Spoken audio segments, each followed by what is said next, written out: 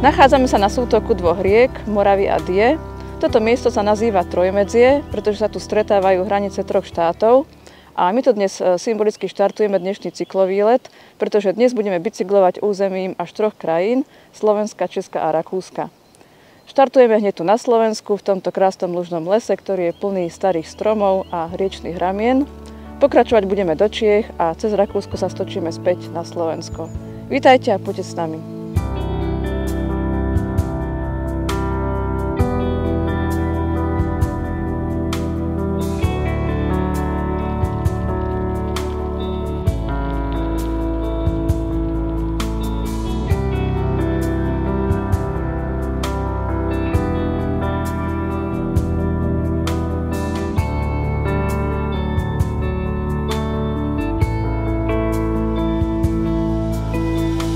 Počas celého dňa sme za jazdy stretávali takéto vojenské bunkre.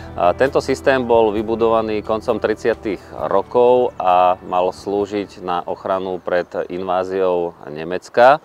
Zaujímavosťou je, že tieto bunkre nemali úplne zastaviť nepriateľa, ale ich úlohou bolo zdržať ho na niekoľko dní. Po Mnichovskej dohode však celý systém bunkrov pripadol nacistickému Nemecku, čo znamená, že z obranného hľadiska úplne stratil zmysel a jeho účel, na ktorý boli tieto bunkre postavené, sa tak nikdy nenaplnil.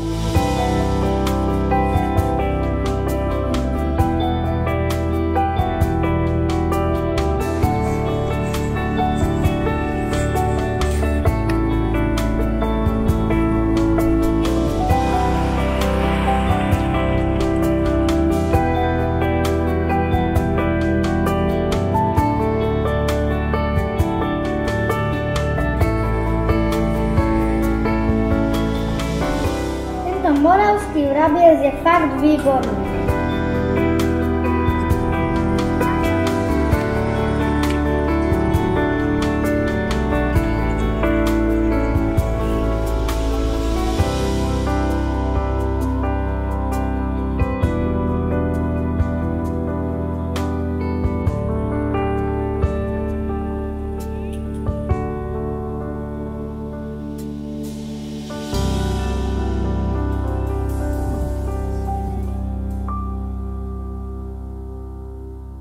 Dobicyklovali sme na miesto, ktoré sa volá Pohansko. Archeológovia tu objavili pohanskú svätyňu z polovice 10. storočia. To, čo vidíte tu za mnou, je jej replika, ale nachádza sa presne na tom mieste, kde ju našli.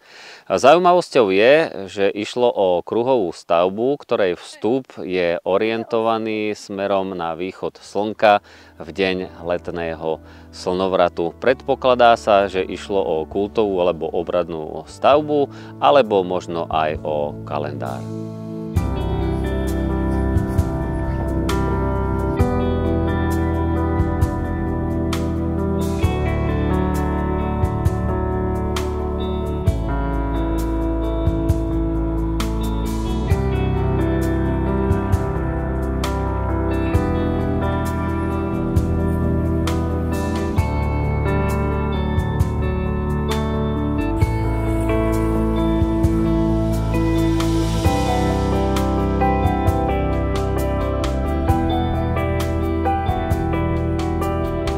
Na rakúskej hranici nás zastihol nepríjemný protivietor, ktorý vlastne trval až do Hohenau.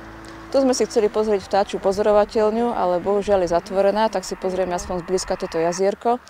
V minulosti slúžilo ako chladiaca nádrž pre nedaleký cukrovár. Ten však neskôr zanikol a jazero sa využívalo na rybolov.